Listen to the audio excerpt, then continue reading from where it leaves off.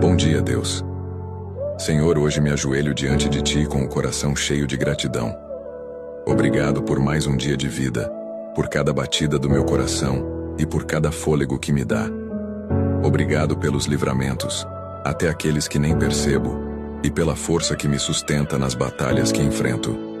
Pai, eu Te entrego este dia.